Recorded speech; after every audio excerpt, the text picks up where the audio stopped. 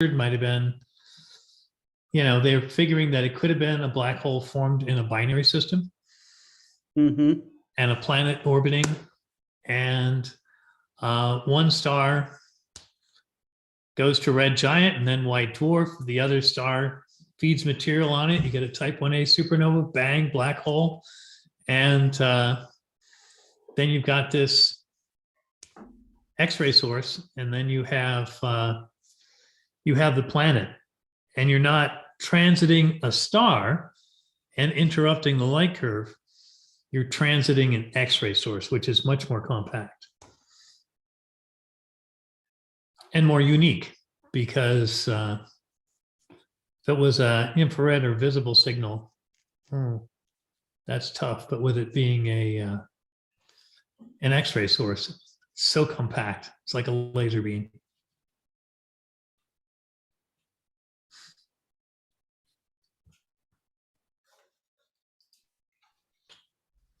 Do you see that we're live, Daniel? I do. Okay. And I was looking at this animation of Maven. I just love it. Yeah, it's cool. When I was a kid, that would have been a phosphorescently colored fluorescent. What, they have fluorescent posters, right, with black light, remember? Oh, I sure do. Yes, I do. Like, yeah, you turn on the black light and the ring around Mars strobe glows. lights, Oh, yeah. Trying to make it all, his furniture all painted with phosphorescent paint. Yes. I think his mom wanted to strangle him. I know. My brother had a whole collection of fluorescent posters, keep on trucking to all the crazy stuff of the era, peace signs and God knows what all. Yes. And he had them all over his wall, and he had a black light over his bed.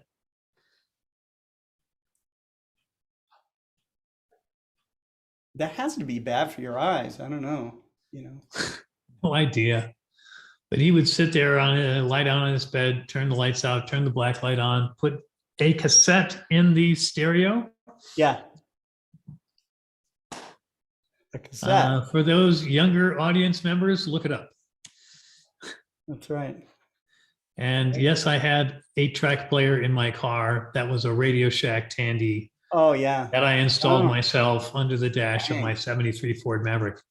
Yay. And then I took 8-track. I had 8-track for a short while. Maybe it was a machine my dad gave me. I forget. Yeah, we had an 8-track. Then I got a cassette player, and that was much cooler. I remember my brother had a briefcase. It was smaller anyways.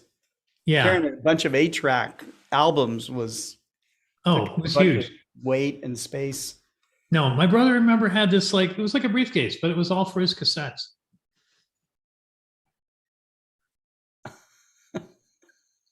And he had an under the dash player he installed himself. I see. Now it's all MP3 streaming. Yeah. Yeah. Plug your MP3 or plug your flash drive into the USB port and download your music. Well, think of the music collection you can now have access to at just a touch of a button, or at the touch of a voice command. Okay. Yeah. It's just, I subscribe to Apple Music, and, it's just amazing. I mean, I can listen to all kinds of Mozart, Brahms, Rachmaninoff, Beatles, AC/DC, Buck Owens. I mean, my range of what I appreciate in music is pretty wide, so, I like 30s, 40s, 50s, 60s, and 70s, and 80s and 90s, and now it's, so.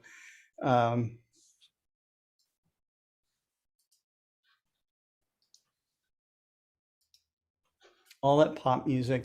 I imagine, if music has a great benefit on the human mind, that it's got to be better now than it ever was. So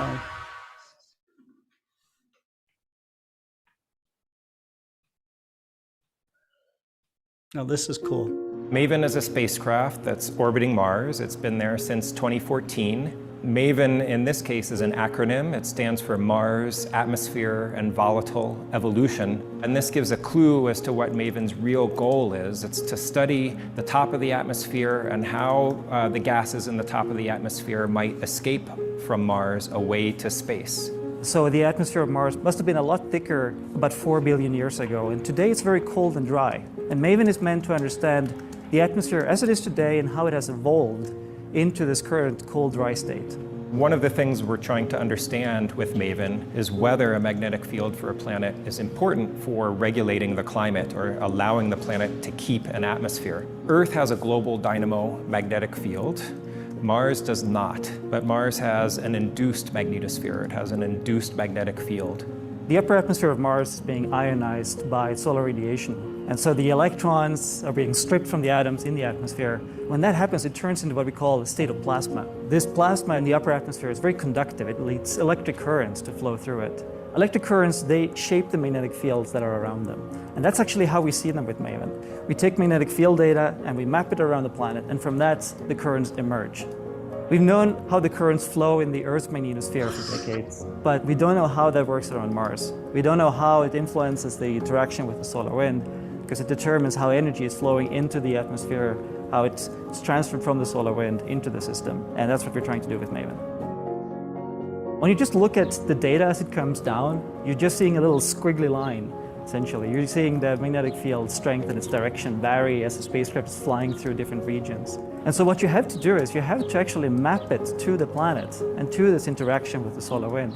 And then it starts to emerge that you have a drape situation where the magnetic field of the solar wind encounters the planet and it starts to wrap around it. And the reason it wraps around the planet is those electric currents that we are seeing. The magnetic field in the solar wind is straight lines. You can think of straight spaghetti noodles, and it's flowing towards the planet, and those spaghetti noodles wrap around this basketball-shaped planet. And that's indeed what we saw in the data, the magnetic field lines draping around Mars as a planet.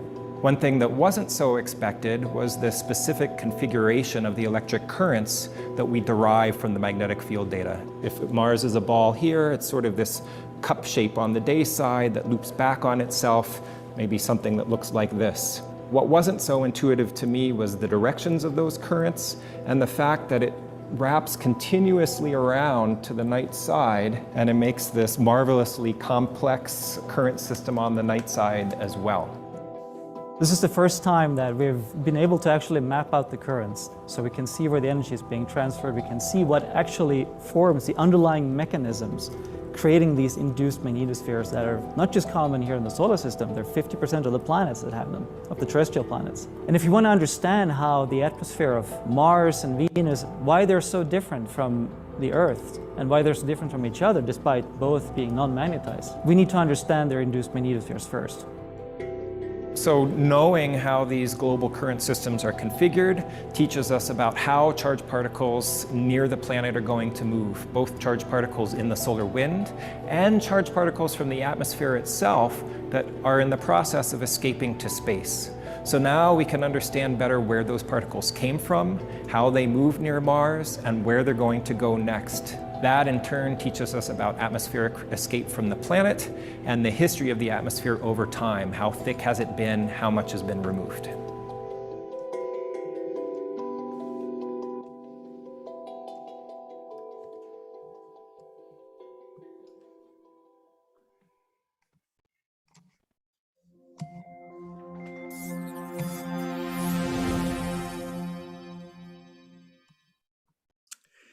Well, hello, everybody. This is Scott Roberts here today with Dr. Daniel Barth. And this is How Do You Know number 32. Living on Mars is the topic. And as I was reading through the study guide, Daniel, I just, you touched on a couple of the things that are going to make a big challenge to live on Mars, but there's lots of them. It's interesting to see how they're going to solve some of these, but you dive in pretty good on the topics that you've covered, and So why don't we get going? Now I chose the Maven visualization and stuff. Perfect. This it's probably the closest thing I could get to what you're going to start to talk about. But it's thinking about going and actually, not visiting. I mean, visiting we can do. Colonizing, that's a big scary thing. So and they were, I looked up, you can do a quick Google search. When are we going to colonize Mars? And basically the year that's put down is 2050. Now, will it happen sooner? Will it happen later? I mean, it's anybody's guess, I guess. But what do you think, Daniel? Do you think it will be there sooner? I think probably a little later. I think we'll probably see relatively thriving mining and industrial communities on the moon by about 2050. I think we're going to see an uptick in exploration, but probably no actual colonization efforts until about 2070. 2070. Yeah. So you think maybe by 2050, there'll be groups of people going to maybe get the harvest of minerals or whatever that we get from Mars, bring it back to Earth? But Mars, it has to be something incredibly rare that we can't find here and we can't find on the moon, because the transportation costs will kill you, right? It's like, oh, I can afford to buy the Taj Mahal. It's shipping the damn thing back home that's going to break me, right? And it's kind of like that. So it would have to be something that would justify going to Mars. The moon is a lot closer, and it's possible to set up a lunar cycler craft. And Buzz talked about this, and so did Robert Zubrin. And it was basically, it was Buzz's idea. Buzz Aldrin, of course, the lunar explorer, Apollo 11. His idea was to have a cycler, and basically it was an object in a kind of distended, odd orbit, but it would fly past the Earth and the moon. It would never stop. It would never be intended for an atmosphere. It would be built in space, launched in space, and essentially it would be like stepping on a trolley car. You want to get to the moon? Fine. It requires a rocket that will get you into low Earth orbit, and then some kind of a shuttle service. You catches wait up for with this the thing to cycler. get at the bus stop or whatever. When it's at its a slower point in its orbit, a little farther away from Earth, you get on. It flies you to the moon, and you can do a Mars cycler too. But you've got to build them, and you've got to operate them, and you've got to, how many trips back and forth with relatively slow technology, because this is simply orbital mechanics. It's not really, most of it is not powered flight, right? You get going, but the idea is to have a stable orbit so you have a free energy return. So it's not a fast trip, but it's a trip. It's like a trolley car that departs regularly. It's not lovely, it's not fast, it's not luxurious, but it reliably gets you there in a certain amount of time. And it's very cheap because you don't have to pay the penalty of rocket fuel to keep it going. Because it's always going. It's always going. Gravity assist, I guess. And right. It's like the Hubble Space Telescope. Does it need maintenance occasionally? Yes. Does it need resupply the fuel for the internal things it does? Yes. Keep the lights on, that sort of thing. Yeah. But you think about, it's like the superhighway system that this country built in the 50s and the 60s. You remember as a kid, I'm sure, taking vacation trips with the parents. And it's like, oh, this section of the highway isn't open yet. Right. The little flip strip maps from AAA. Oh, yeah. Yeah. And you had to plan for your gas stations because there weren't that many. Oh my God! Yeah, it wasn't. I do remember that. Going across eat. Stretches of Texas where. Oh yeah. From El Paso to the next city, it was if you did not fill up your tank, you were going to run out of gas before you got out to the next gas station. Yeah. Yeah. So. And if you thought the gas at the station was expensive, wait till you see what they charge on the back of the tow truck. Yes, that's right. So, yeah. But yeah, the moon, though, offers us lots of minerals. Recent study said there's enough oxygen in the top 10 meters of regolith to support 1 billion people for hundreds of thousands of years. It's a crazy Really? amount of oxygen. Yeah. But it's bound up in minerals, and you've got to use energy to slag those minerals and extract it. So, solar furnace, solar electricity on a big scale. No windmills. No windmills. No Maybe windmills. fusion reaction. If Fusion reactors, absolutely. Or Yeah. fission reactors. If you put a fission reactor in a crater and it has a meltdown, are you ruining anything? No. No. And I You're know making there it will up. be people, there are people today, and there will be more tomorrow, who would say, oh, they will have an absolute conniption over the idea of spoiling the pristine lunar landscape. But the lunar landscape is, as Buzz said, a magnificent desolation. Yeah. And but there's enough mineral wealth there. Helium-3, we don't have enough to really experiment on up there. You could set up a small helium-3 reactor and extract your fuel right out of there, and boom, crazy. Yeah, absolutely. There was a movie called Moon it was a science fiction / horror film, but it was about a company that was mining helium-3 on the moon's surface, because essentially a space shuttle cargo bay full of helium-3 would meet the energy needs of the United States for multiple years. Just used as fusion fuel, right? Right. Because it's incredibly energy efficient. So yeah, you get this question of where are we going to be first and when are we going to get there? Mars will be colonized when it's economically viable to do so. I think probably what we will have on the moon, and possibly in the outer solar system later, is a situation where the farther out we go, the more scarce metals are. More silicates and more organics, but fewer metals. And so the cost of transporting a bulldozer to Mars, right? Pack up your Komatsu or your Caterpillar and ship them to Mars. The cost would be heinous. On the other hand, it might be a situation where human labor again becomes economically viable, and you get indentured labor. It's a possibility. Not something I would advocate for, but I've written about this in my science fiction books, and the idea that it's possible that I don't think governments will ever get us to Mars. I think corporations will. Yeah. And if corporations become de facto government, their idea of what's good for GM is good for the country becomes almost short-circuited. It's what's good for GM is good for you. And when you have these corporate governments and when human labor becomes economically viable, you may see situations where people are saying, yeah, okay, so I sign up to work for, big name excavator co.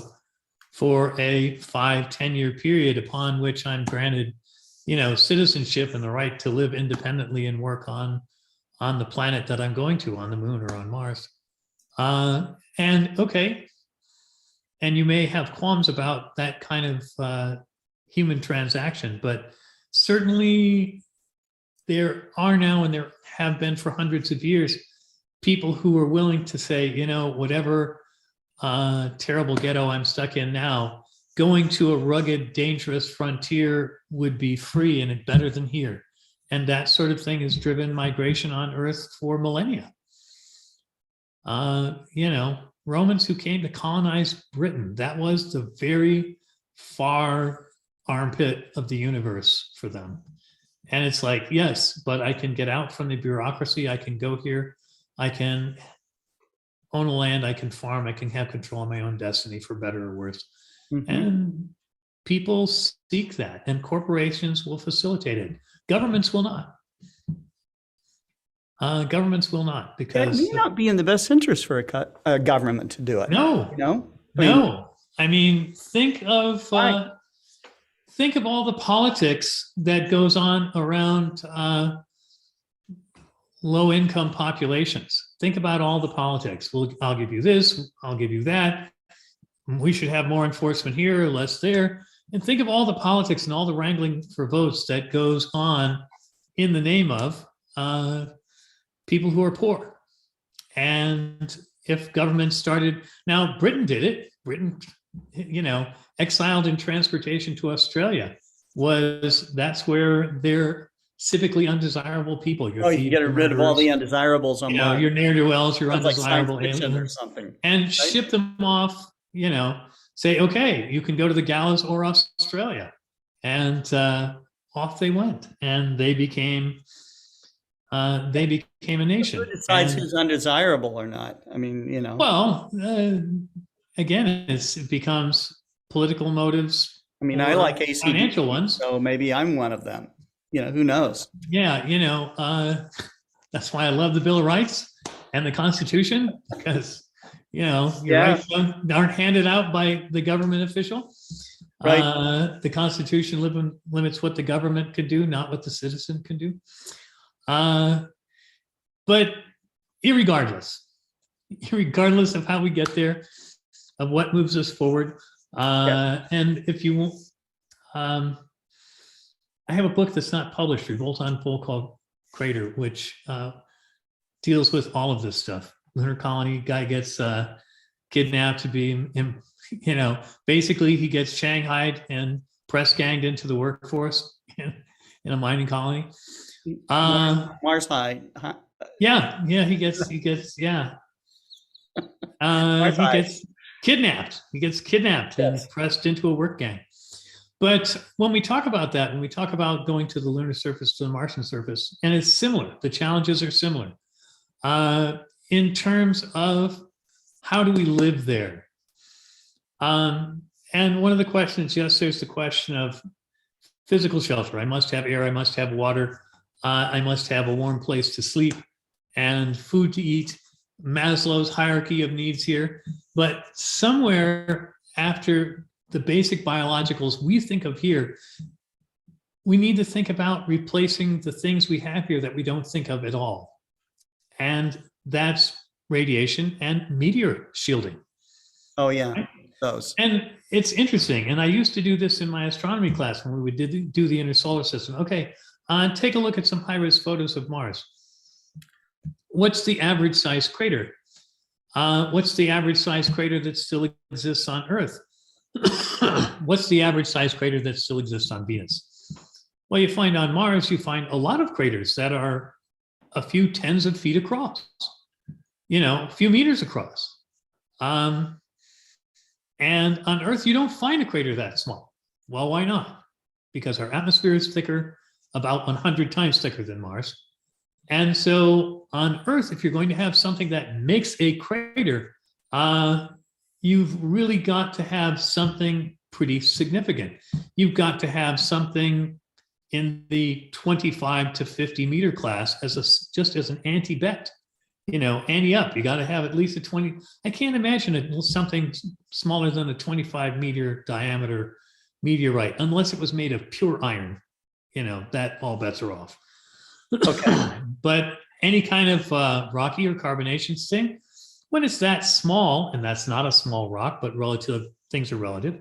When you get a 25 meter object hitting the atmosphere at 30,000 kilometers an hour, the concussion, the bow shock, atmospheric labor is denser than stainless steel and many times as hard. Wow. It's not friction. You're just running into a wall of air. You're trying to compress the air in front of you. And after a very brief span of time, you just can't. Compression creates heat.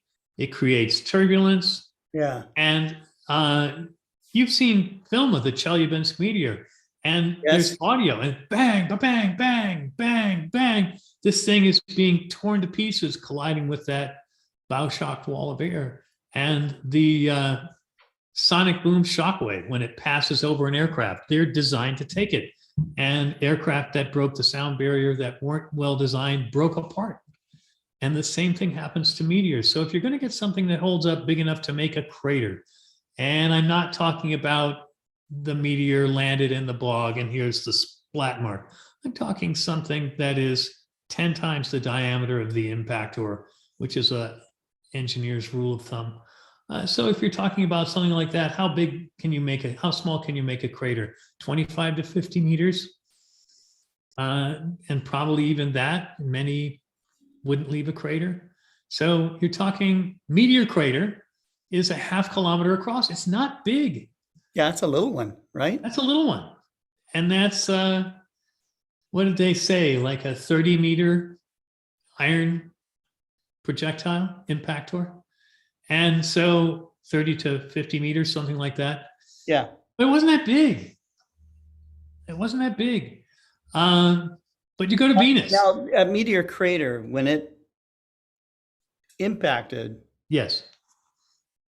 just the kinetic energy, it pretty much vaporized Oh, yes. on its explosion, right? Yeah. On the once it hit the ground. Yeah. Or did that happen up in the air? I'm not sure exactly. It would have been, it came in fairly steep. I'm Yeah. recalling this from memory, so forgive me if I'm getting some details wrong. It came in fairly steep, and that, if it was pure iron, and we don't think so, probably stone and iron, it would have been, there would have been a huge plasma ball around it, you know, Okay. 10,000 degrees. And it's coming in, and many of the fragments may have, the rock would have been mostly vaporized, but the iron would not. The iron might have been molten, but at those speeds, it doesn't matter. It's a pure kinetic energy thing. And when slamming in, you realize it's rocky ground out there. You're hitting Yeah, right. the sandstone. So the blast is going to be channeled out in a spherical shockwave, or sorry, a ring, a torus, and it's going to sweep over the land. Probably everything within 25 to 50, 25 kilometers was an absolute death zone. 50 kilometers out, I'm imagining more than half of your, if 25, 30 kilometers out, you know, plants are going to burst into flame. You're talking, it wasn't desert then, but tree canopies bursting into flame. And then the shockwave, and then the ejecta, which is going to be rocky. It's going to be Yeah, a nasty. meat grinder. Yeah. It's literally, you know, it makes a sterile zone. Yeah. There was recently a story about Tel Al-Hammam, and I'm sure I'm butchering the name. My apologies. It's a city south of the Dead Sea. Okay. And they believe it was taken out by an asteroid impact about 13,000 years ago.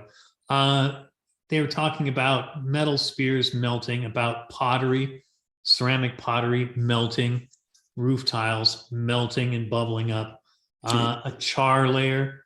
And they said, yeah, it's not a fire. They needed ground temperatures of 6,000 Celsius to do this. And they think that it blasted a lot of water out of the Dead Sea, which basically salted the ground. And they said that that's maybe Sodom. And the shockwave would have destroyed another city, which was about 20 kilometers away. The shockwave would have knocked the walls down, which they think may have become the more modern story of Jericho, with the trumpet blast and the walls fell in. Well, how could you do that? Well, a ground strike from a sizable asteroid. Yeah, that would do that.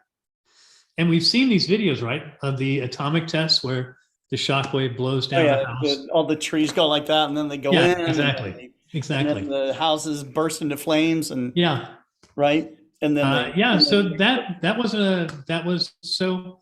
You go to Venus, Scott, and the smallest craters are hundreds of kilometers wide, because the atmosphere is, again, 100 times as thick. And again, we're doing rubber rounding here.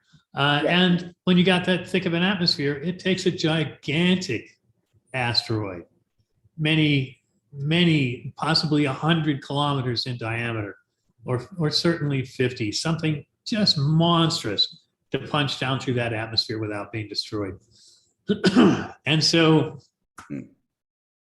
you talk about asteroid impact, and you talk about subatomic particle impact.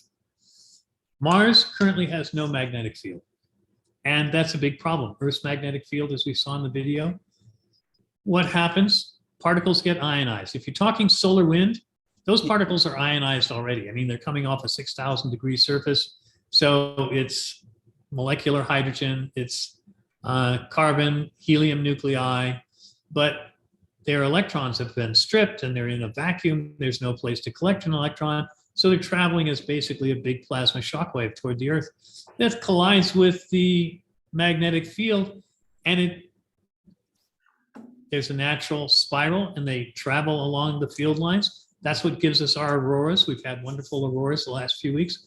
That's what we're talking about. Solar storm hits the Earth. All the electrically charged particles get funneled down the magnetic north and south poles. They create lovely aurora. They hit the atmospheric molecules high in the upper atmosphere where it's very low pressure. And these molecules of nitrogen, hydrogen, oxygen, water will get excited and then they'll collapse, give off visible light. And it's the exact same technology as in a fluorescent light bulb. And so we're seeing this, what we're seeing is our cells being protected. When we get this big surge and we get an aurora, it's like, there, it's working. The shield is working. And how do you know? Because the light turns on. It's the most modern thing ever. When the light is on, magnetic shield is saving your butt. So, Yes. So we go to Mars, and Earth has this magnetic field because we have a liquid layer in our iron core, and it's circulating, and it creates a dynamo. And rotating electrically charged or electrically conductive materials create magnetic fields. Wow. No problem, except that Mars has been frozen for about 3 to 4 billion years. No significant tectonic activity has been seen on Mars, which means it never had a liquid mantle or a liquid core that lasted for long. You see some residual magnetization on rocks on Mars, but very little, and it's very weak, and it's not planetary. And this lack of magnetic field, this is how Mars lost its atmosphere. With no magnetic field, we think about our atmosphere, Scott, and we think, oh yeah, there's the troposphere, and then there's the stratosphere, which is really high up. But no, farther beyond that, the exosphere, areas where air pressure is not really a thing, because we can talk about how many particles we've got per cubic meter and get a comprehensible number. And these molecules are just at the edge. You think, well, how does the planet hold a molecule? It's gravitation, right? And molecules, gaseous molecules, move quite fast. The more rarefied the gas, the more free they are to move rapidly. And I don't care if you're talking about a spacecraft or an oxygen molecule, the idea of escape velocity is exactly the same. You got to have enough velocity and enough kinetic energy to escape the gravitational field. Well, you get these molecules up in the upper atmosphere, a cosmic ray strikes them, bang, or a solar wind, alpha particle strikes them, bam, gives them enough energy. Statistically, some of those things are basically going to fly out beyond Mars' orbital grasp and be lost to space. And Maven has detected these events. Solar wind. Okay, Mars is leaking atmosphere steadily, and you can see this long tail of carbon dioxide, oxygen, water ions, molecules, ionized molecules, and they're floating off in a trail behind Mars. And then you get a solar storm and big, I think they were talking about multi-kiloton masses of atmosphere, hundreds of kilotons, of atmosphere being blown off in blobs by the impact of these charged particles, because there's no magnetic field to intercept them. And so they collide with the planet's exosphere directly. Our magnetosphere is bigger than the most outermost layer of our atmosphere by quite some distance. And so we have this idea that we aren't losing gigatons of atmosphere from the solar wind and solar storms. Mars does. And so even if there's gas generating volcanic and subterranean processes on Mars, the atmosphere is being stripped away, so it can't get thicker. That's also why you get mostly CO2 on Mars. CO2 is a heavier molecule than oxygen or water vapor. And so oxygen and water vapor with the same kinetic energy will be in a higher orbit because they are of a lower mass. And it's easier for them to get kicked out, right? It's easier for them to acquire enough energy to leave the planet because they are smaller molecules. And so we're left with the heaviest gas, CO2, that's abundant. There's other things in the Martian atmosphere, of course, but 96%. Okay. So the question is, can we make a magnetic field on Mars? Could we protect huge swaths of Mars? Somebody very recently, Scott, did a very, very clever thing. We've known since the 70s, Voyager era, that the moon Io around Jupiter, it's constantly erupting. We know why that is. We've talked about the Roche process. Io gets stretched and relaxed and the interior heats up, and it has over 400 active volcanoes, one of the most volcanically active places in the solar system. Well, we look at this crazy thing, 400 active volcanoes. Are they spewing liquid rock? No, they're spewing mostly sulfur minerals of a vast variety, including gases. Well, what's happening, these materials are being ejected on a small moon like Io. It's really easy to get things blasted into orbit. Volcanoes have plenty of power. And so the result is spewing gas and vapor and dust and ash and material all the time. Io orbits in a torus of plasma. These molecules mostly gaseous, perhaps some small particulates, we're not sure. But we know there are gases there. They get ejected, they get hit by cosmic wind, and they become ionized. And so now you have Io's plasma torus. This plasma torus generates its own magnetic field that can block cosmic radiation.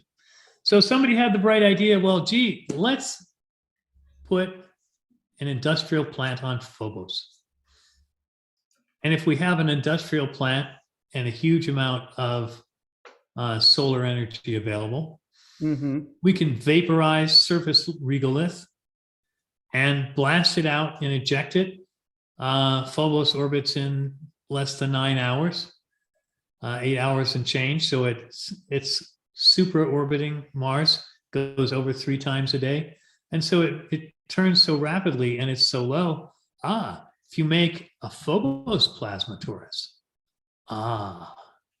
now you could have, and the moons are basically equatorial, I'm pretty sure. You can have this nice equatorial band where you've got this plasma torus up above you to shield you from solar wind.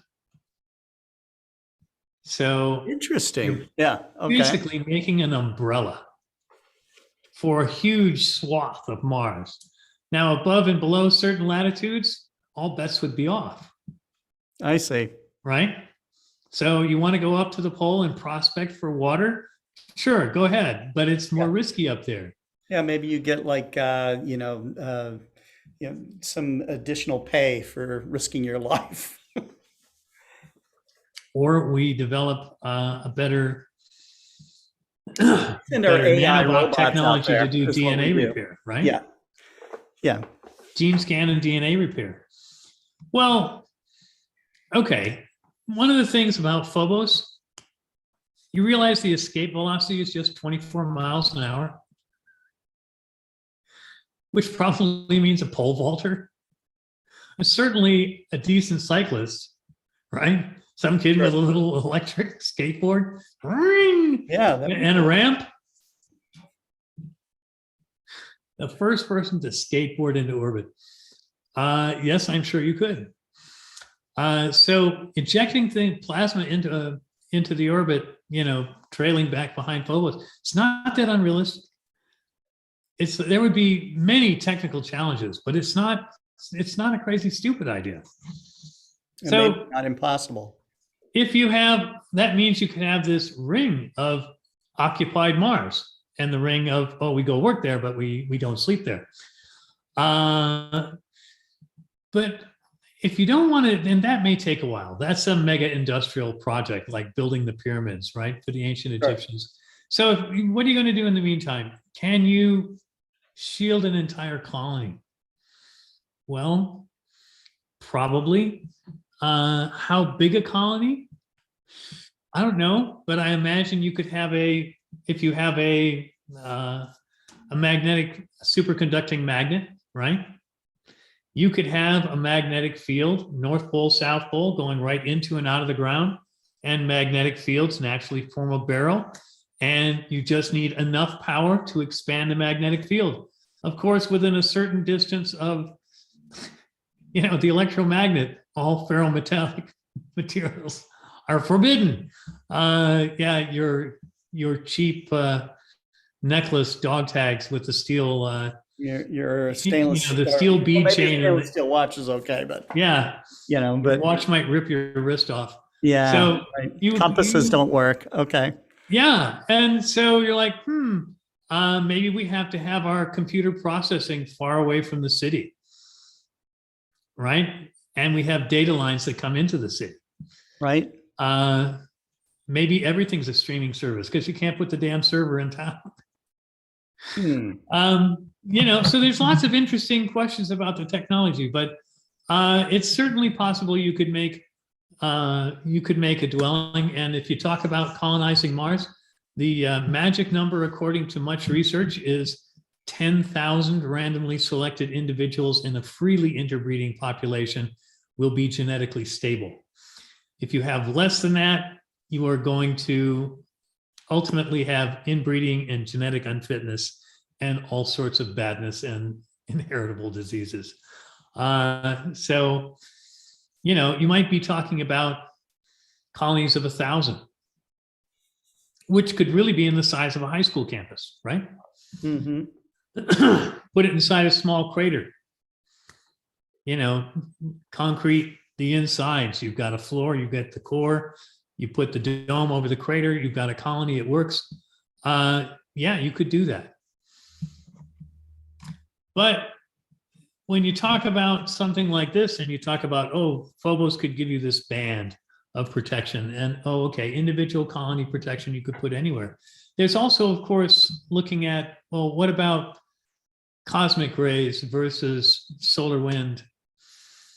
And these are the two primary hazards because the amount you get from the ground, we're assuming would be comparable to Earth, which we've been literally evolved to deal with.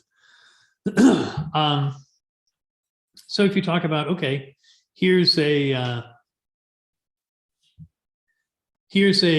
colony, and you're looking at this and you're looking at protecting it. One of the things you can say is, excuse me.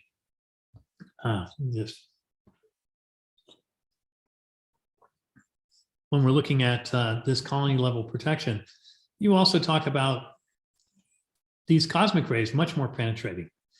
Cosmic rays come from supernovae, black hole mergers, supermassive black hole, the accretion disk where madness happens.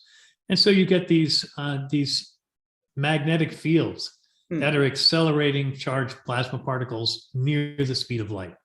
There was something called the God particle. Are you familiar with this, Scott? Heard of it, for sure. The God particle had a kinetic energy equivalent to a regulation baseball thrown by a professional pitcher at about 100 miles an hour. But it was all focused in a subatomic blinking particle. It's like the energy density was insane. Well, you have these particles coming in. Well, guess what? Now you're talking about how many feet of lead do you need to block them? How many, meters of soil do you need to block them? And so now you're talking about, enough power to generate this large magnetic field might be too much, or it might restrict our space too much. So what about underground?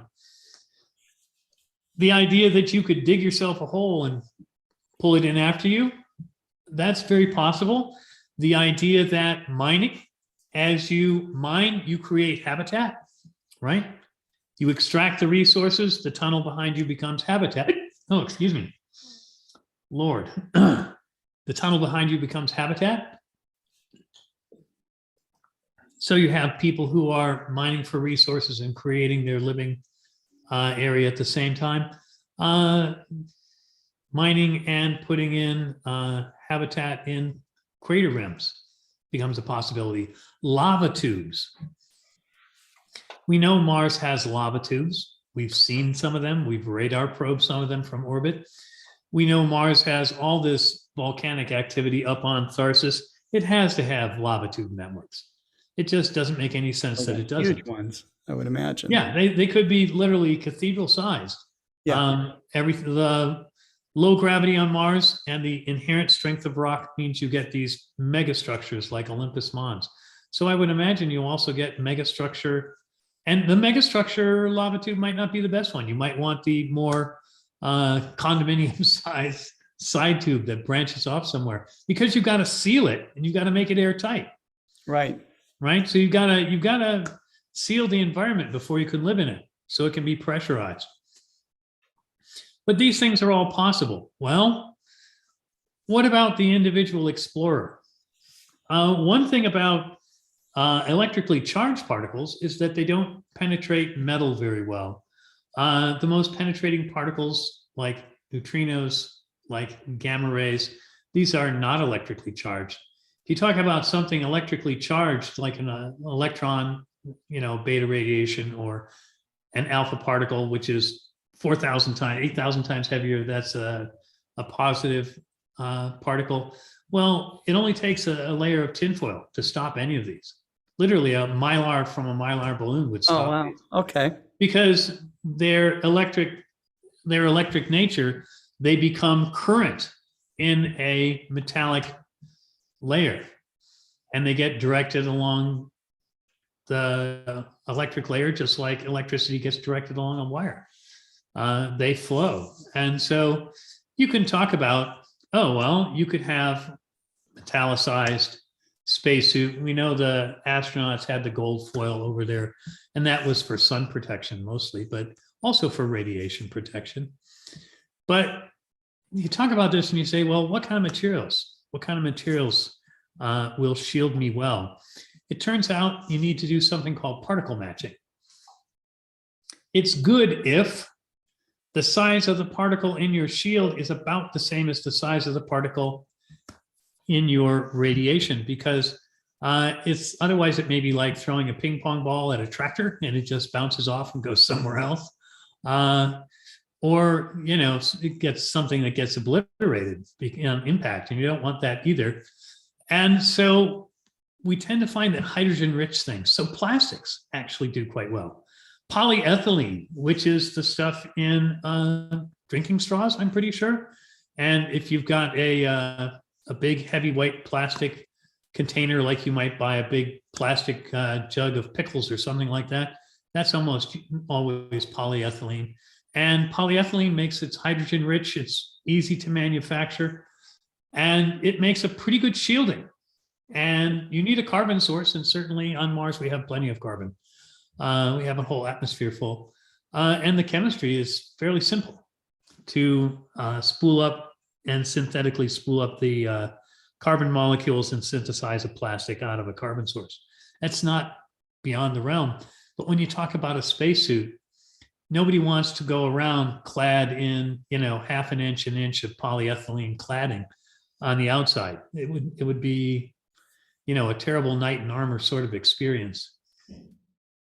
The other thing about polyethylene is it doesn't do well under heat stress. It gets soft. It's a plastic. It gets soft when it gets hot.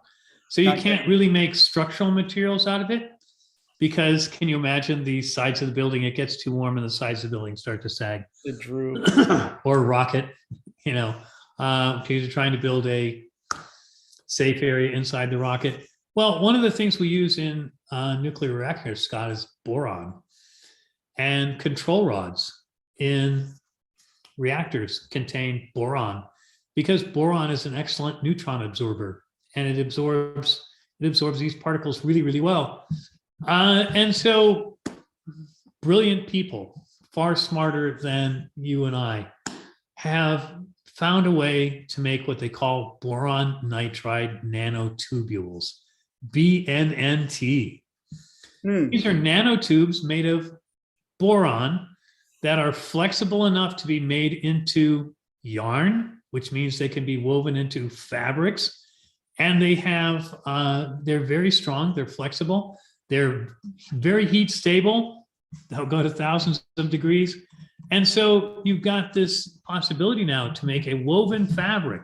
And if it's that strong, it makes me wonder if it's going to be impact resistant for, dust particles or micrometeorites as well. But you're talking about this woven material that blocks radiation from you. Again, you're still vulnerable to the cosmic radiation. What really shields us, Scott, from cosmic radiation on the Earth is the thickness of our atmosphere. It's just like meteorites. I see. So what happens with gamma rays? They strike a molecule or an ion in the upper atmosphere. You're talking 50 miles above the Earth's surface, and they'll strike an oxygen molecule or nitrogen molecule. And what'll happen is this high energy particle, it's just like a cyclotron experiment. Two particles collide and you get this cascade of radiation. You get gamma rays, you get neutrinos, you get electrons, you get neutrons, and they all come, and antiparticles and all sorts of crazy stuff. And you get this shower of radiation, and the first generation particles will hit the next atom and the next atom will break up. And you finally get a few bounces down the line. The next atom doesn't break up. It just gets excited and then it collapses and it fluoresces. And it fluoresces blue. And it's called Cherenkov. And I'm probably massacring the names all day today. Cherenkov radiation. Yeah, the kind of blue light. It's a blue glow. Exactly. Nuclear power plants and stuff. Cosmic rays make the same kind of event in the atmosphere. You get these particles running out and just makes this shower. And very hard to see, very hard to capture, but it's been done in the laboratory. So you get, basically what's happening is this huge layer of atmosphere is just forming kind of a layered ablative armor for us against cosmic rays. And they say cosmic rays cause you to go bald and make your beard turn white, stuff like that. What they say. I'm sorry, I couldn't resist. It's not genetics, damn it. My hair is turning gray. Is that so? It's I the don't know. cosmos. It's the cosmos. Cosmos doing it. That's right. So damn you, Carl Sagan. Anyway, tongue-in-cheek, thoroughly tongue-in-cheek, friends. Anyhow, so we have to realize that there are going to be challenges, and I firmly believe governments will never get us to Mars. Well, I mean, if governments don't do it, Daniel, then you've got companies doing it. Corporations will do it. Yes, absolutely. And so if we are following government, we rely on like our country's Bill of Rights to kind of give us our sense of society and community and what you think your rights are and your privacy might be. Does that exist? Well, in a company environment, especially when you go into another world. I mean, they're going to be like become 1,000% responsible for your life, right? The term employee becomes kind of synonymous with corporate citizen. Right? Yeah. Okay. All right. You and the Japanese salaryman culture is somewhat like this, where you make this lifelong commitment to a company. And you show up early, you stay late, you do things for the good of the company because the good of the company is your good. And they've got your back for your entire lifetime. They take care of you. They provide. It's not, how different is this from the mining towns where everybody, almost all the males went to work in the mine and they lived in a company house and they bought their food from the company store. Right? And they could never quite get ahead, but they managed to export. Their life was hell. Their life of their children could be better, right? They worked to elevate one or two children each generation to move away. You see this in agriculture. This was my dad's story. His family had been German immigrant farmers in the Midwest for generations, and my dad went into the service and he went away and he forged a life for himself that was better for him and his kids than he had growing up. Right. But not everyone from that generation left the farm. Dad was an exception. And so you get you get this situation where people become corporate citizens and they live in a company town. Right. And there is certainly the corporate people Yeah. doing the oversight that did horrible things to their employees, and there were good guys too, like Hershey, apparently, and the way that he uplifted the sugarcane towns of Cuba, Yes. and gave them And there will nice be homes and absolutely and good guys and medical bad and all guys. of that stuff. So it Yeah, could be- there will be good guys and bad guys. Certainly there will. And there will be, and to some extent, once you get some competition up there, if the worker can say, well, your company sucks, I'm going somewhere else. And it'd be kind of like the various telemarketers call and get you to switch your phone plan.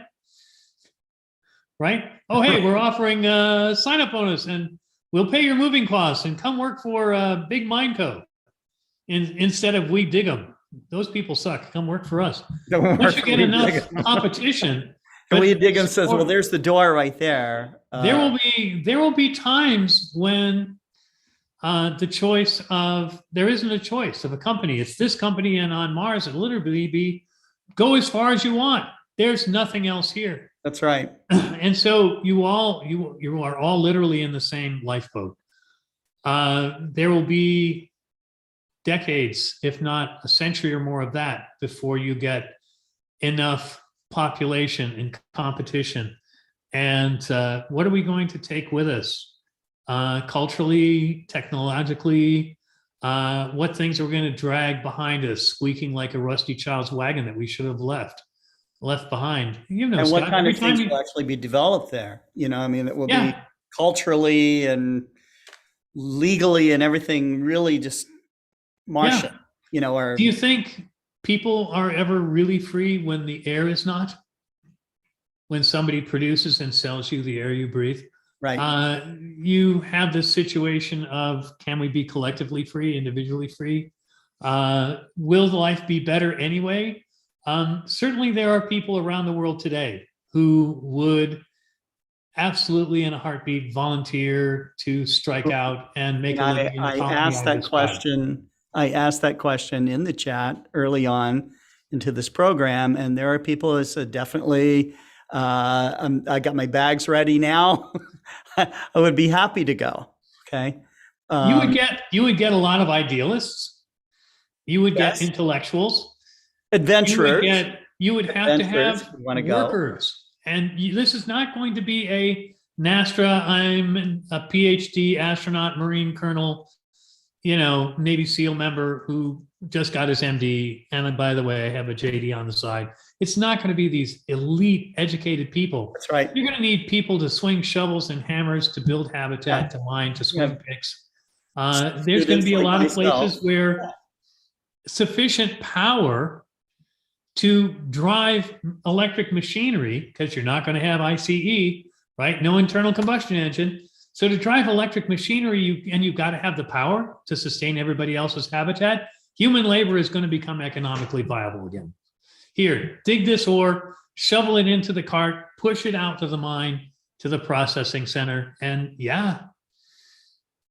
it's because if you can import people and all you've got to do is feed and house them, and the labor continues to come, the amount of medical care you provide and benefits you provide, housing, whatever, anyway. And you know what? When you're talking 150 miles away, the complaint box, because the tour doesn't look like the brochure, that complaint box is closed. Much like immigrants in the 16 and 1700s who decided to leave the old country and go to America. Right. My mother's family did that. My father's family did that. And at some point, somebody went down and said, I heard America, they've got jobs. They've got, men and women who are free. You can go and do what you want and say what you want. And you can own a farm. And they just, well, how do you know? Well, I don't know, but it can't be worse than this. And I've saved up and I've got my ticket and I'm going. Yeah. And they went one way pretty much, right? pretty much.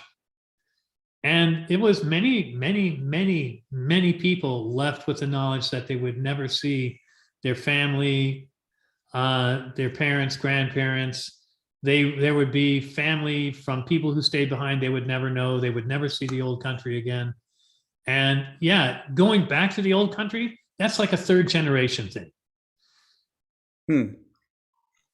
You know, the parents come, the kids are here, the grandkids are here. The grandkids or great grandkids are the ones who are going to go back to the old country. The parents make that psychological break and they're like, no, I'm not coming back. This is my home now. And diaspora, man, here we go. So I don't know. It's interesting, but there's going to be significant technological hurdles. I think the first generation on Mars will be living underground. You're right. And surface exploration will be a thing you do. You go work there, but you don't live there. And how that changes their culture will be really interesting. So Daniel, do you think that jobs like, wintering over in Antarctica would be something very similar to what you would be tasked with to go to Mars? But I think that actually the We're going to spend a term of year in being there- Atacama at one of the big observatories. Yeah, Yeah, it's kind of like that. It's like, right. oh, I'm But you're out in going the to be middle there of for nowhere. probably years if you go to Mars. I mean, Yeah. for them to make money off of you, okay, because you're going to have to turn the company. Oh yeah, you're gonna have to commit for a 10-year, 20-year hitch, or maybe it's a lifetime hitch. Yeah, I think I can think of at least, You go from indentured labor what's the to psychological impact of that to you? And you know what? Somebody works for you like that for 10 years, and now what do I do? Oh, I've got my papers. Can I re-sign up? You see people in the military like that. Oh yeah, I'm a 25-year guy. I just re-upped. Like, dude, seriously? Yeah, but who am I to talk? This is 42 years in the classroom for me. And Well, I'm yeah, back and it next goes year. by quickly. So, right? Yeah. So But I coming don't know. back from Mars after 10 years in that low gravity, okay, Oh yeah. that low gravity. Yeah. And, If you wanted to go back, you would have to work hard to be really fit. yeah, And you'd I have to work out imagine for that 18 months for to get children ready to who go back. were born there, going back to Earth might just not be a possible thing. It would be doable if you had the commitment to work out, but they wouldn't have the muscle mass to start with. They would have to engage in, it would be traveling to Earth would be like an extreme sport. Yeah. Be for the Yeah, very you probably young. could only very stay fit. on Earth for a little while. Yeah. And you know what? We've evolved to handle the radiation load here. We get about half a rad, maybe 1 rad, half a rad to 1 rad here on Earth.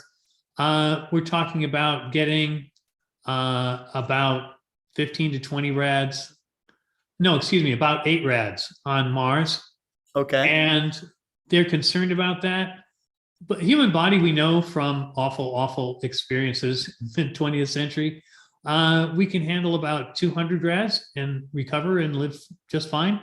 But there haven't been any I don't know of any studies where somebody said, here, let's recruit people and give them, 2 rads, 5 rads, 8 rads, 10 rads, 20 rads a year and just keep doing it. And I don't know of anybody who's living under those circumstances. I can't imagine what you'd have to be doing, processing raw uranium ore or something really awful. Like Mary Curie did, refining radium. Yay. Painting clock faces. I suppose, but those people got a lot more radiation and they were taking materials internally, which is different from external bombardment. Right. So not to say that either one is particularly happy, but we know for a fact that radioactive materials inside your body are far more devastating than outside your body. And of course, there have been cases of assassination by radioactive poisoning. There was a Russian That's ugly. who was poisoned with polonium. They gave the spy a salt shaker and he sprinkled it on his salad. He said he couldn't even see how much he put there, and like 50 micrograms. Served, and the guy was served this salad. Well, guess what? The restaurant was contaminated as hell. All their plumbing from the dishwashing facilities, all down to the sewage system, were crap. This guy got sick. And one of the things with radiation poisoning is vomiting and diarrhea. So, of course, the hotel he was staying at, the bathroom, all their plumbing contaminated. And when they finally found out what was wrong with him, polonium outside of your body is no danger. It's no threat. It's an alpha emitter. The alpha particles can be stopped by a napkin. They will not penetrate the skin. Inside the cellular mechanism, they weigh 8,000 times more than an electron. They're just like huge cannonballs that tear up the intracellular structure. Oh, man. And they just destroy. And the cell falls apart and they start taking apart the next one. And because they're radio emitters, they just keep emitting. They have a half-life, of course, but yeah, this guy, from the time he ate what he ate, he was doomed. There was no way we can get individual molecules out of your body. And they're small enough to pass through the intestinal wall and into the bloodstream, and then you're dead. Yeah, it's a nightmare. Yeah. So, but happily, Mars explorers would be getting radiation from outside, and it would be penetrating radiation, but it would not be particles inside, just giving off alpha rays inside the body. Wouldn't be like that. So, small favors, yeah. Well, we have some interesting comments here. We touched on a bunch of different things, of course. We were talking about music and things that we could now listen to at the touch of or at a voice command. And people were talking about owning cassette tapes and 8-track, cassettes and this kind of thing, which, any of us that are from the 60s and 70s and beyond, would have had. I remember my mother's 45 record collection and stuff, which was really cool. And then I asked the question, who would go? If there was like a sign up sheet, and some people are, actually really ready to go right now. And so that is I think there's a number of people, and we have how many billion people on the planet right now? And if you said, okay, we need workers on Mars, and it's open to every country, every third world country, every country that's on the planet, how many people might sign up for that are more than we had rocket space for? Yeah, that's right. And so there are people in oppressed countries and stuff like that. I think they would absolutely sign up, Absolutely. And it would be, there would be like a global, it would be like being a lotto winner. Yeah, right. And so even if it wasn't maybe a luxurious lifestyle, no, it wouldn't be. Still might be an incredible adventure and stuff. It wouldn't be hard for a corporation actively pursuing resources on Mars to offer a better life than what a lot of these people have. All they would have to do is say, oh, here's your cubicle where you get to live, and here's the meals and the calorie count you get every day, and here's the work you got to do, and this is how it's productive and helpful, and these are places we want you to have a family, and you're incentivized to have a family. And all of that. So here's medical care and educational, and it wouldn't have to be a very damn high bar to raise people up considerably from where they live today in many parts of the world. Very sad, but very true. True. So there's a lot of us that live in this country. Maybe we're middle income. Maybe we've had a very nice life in comparison to many.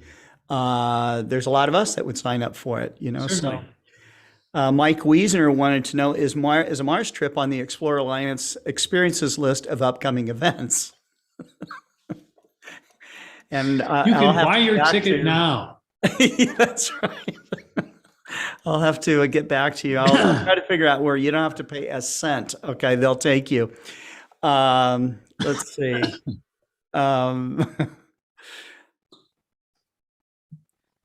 So that's right. Martin Eastburn says, I think the carrot method is best. Get a piece of the action deposited in the bank, not to be taken away. So if life gets tough, those left home would have a chunk of you in that sense. Okay. Indeed. That's right. Pekka Haltila was talking about how that asteroid just missed the visitor center at Barringer Meteor Crater. I know, it's amazing. Let's see. Yes, an oldie but a We got a goodie. little bit more serious here. Josh Kovac says company towns would be how Mars colonies would likely go. I think so. And then let's see.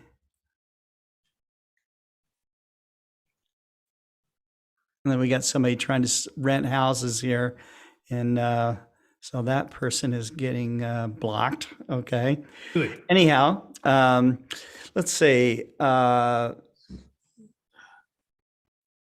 Maybe I need to unblock him. Maybe he's joking. Let's see.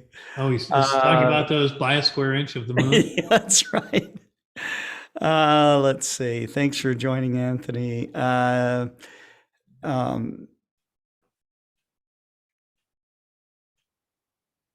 Pekka says, so no hairdryer or hairsprays or paint on the pressure cans recommended I on am Phobos. highly in fashion, Pekka. I'm highly in fashion for Mars or the moon, because when you have to put on the stocking cap before the helmet, there's no such thing as a good hair day. And so I'm imagining that short hairstyles would be much the rage for both men and women. So, but I'm just a science fiction writer. My series of books for young adult readers, Scott, Maurice on the Moon, Right. starts off with a boy growing up in a company town on the moon. He hates it, and the Earth, which hangs and he can see it in the sky every day, is kind of the mysterious alien planet he wants to visit. Doom Colony of Mars was about cutthroat competition for resources on Mars. What would you do on a desert planet for water? And Crisis on the Far Side was about more about company people interactions in this kind of an environment, and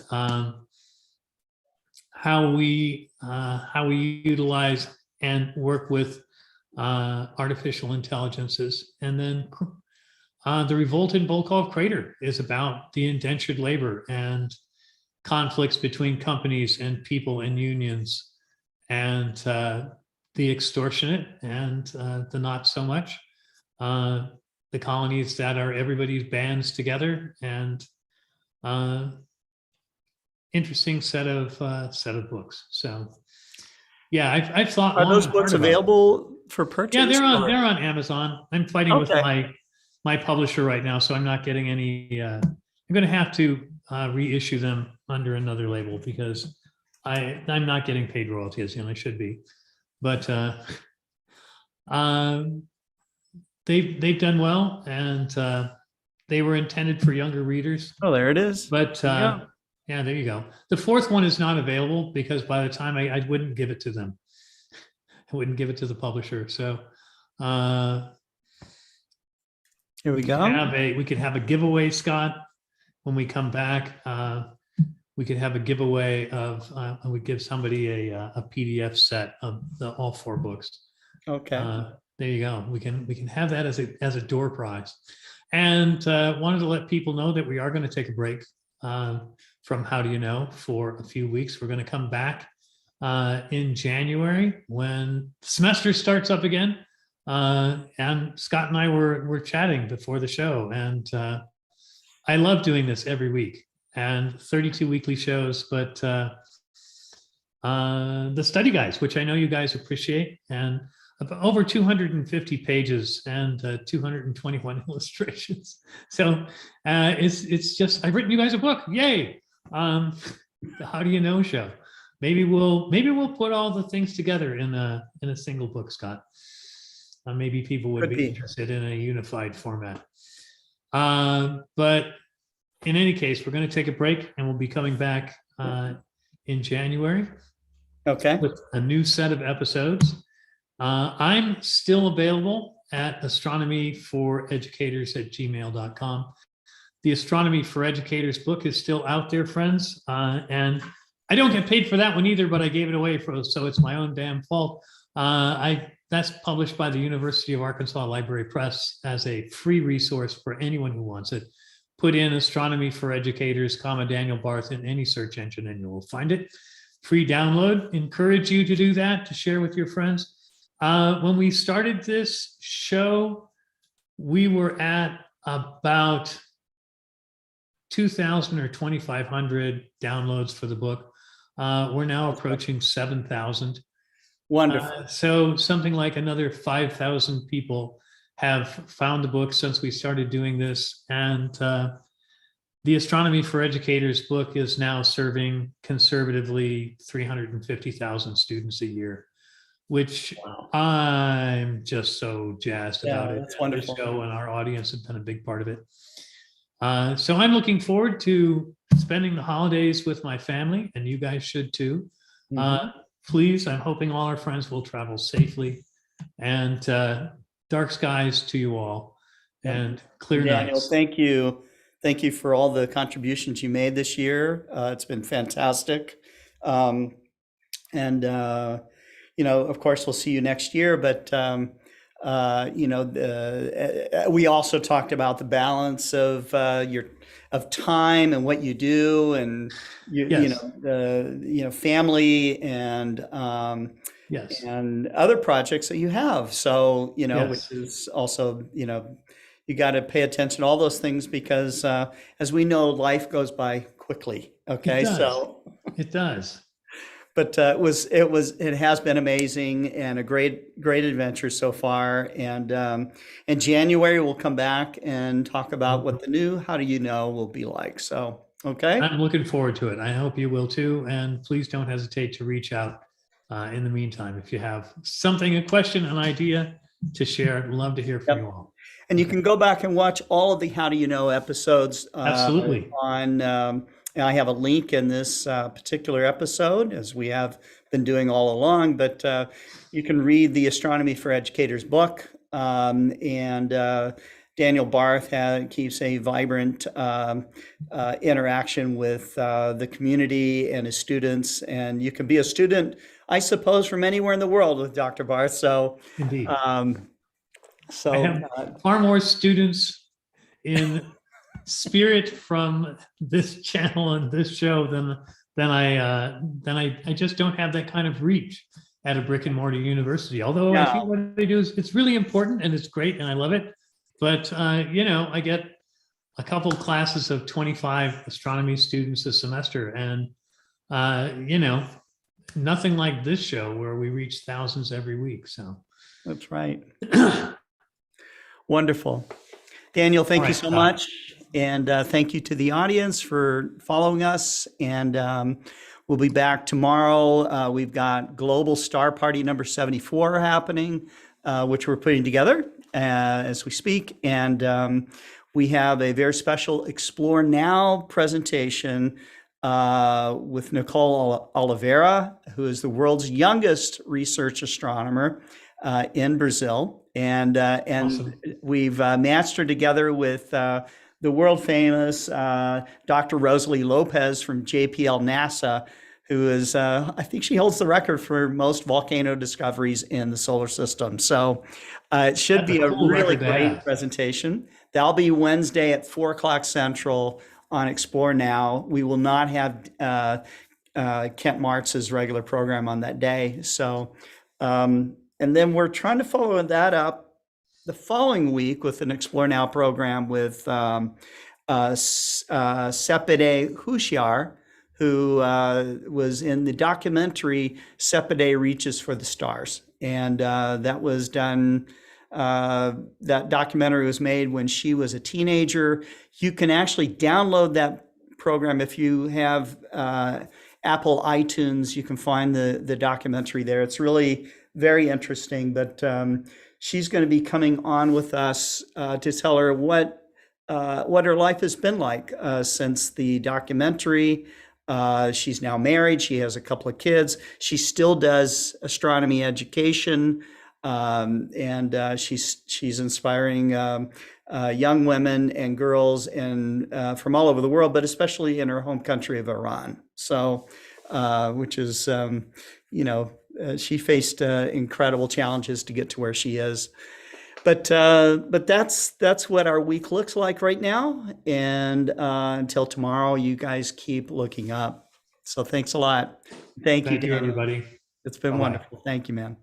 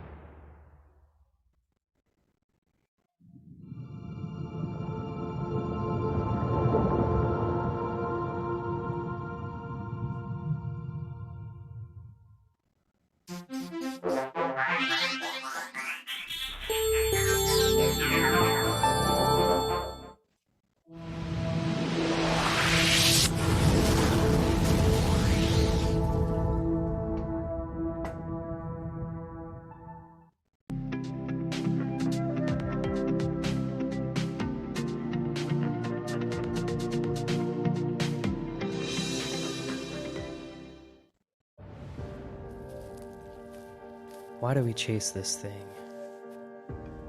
Jumping from one continent to the next, just to bathe for a moment in the absence of light? Who are we?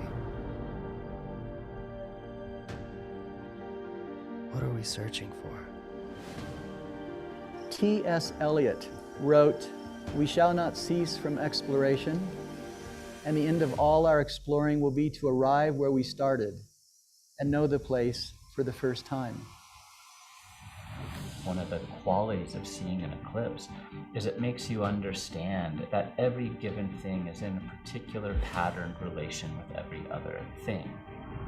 It gives me a sense of scale, gives me a sense of where I fit into the universe. It is art, it's poetry, it's this kind of experience of going and seeing totality in which what feels merely metaphorical is suddenly experiential encounter. Immediately afterwards, you have that overwhelming desire to see another one. That's the moment an eclipse chaser is born. These are folks who are running all over the world for this event that lasts all of 2 or 3 minutes. Who are these people? It's unique each time, and therefore that freshness, even if we've seen it over and over again, oh my gosh, it has the potential to re-inspire us.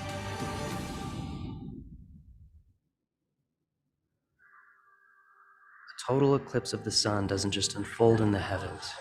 It transforms the minds and hearts of those who experience it firsthand. The same is true of journeys to the most remote regions of our planet. Whether we're standing on a mountain peak or in a stark polar landscape, we can't help but reflect on our place within the larger scheme of things.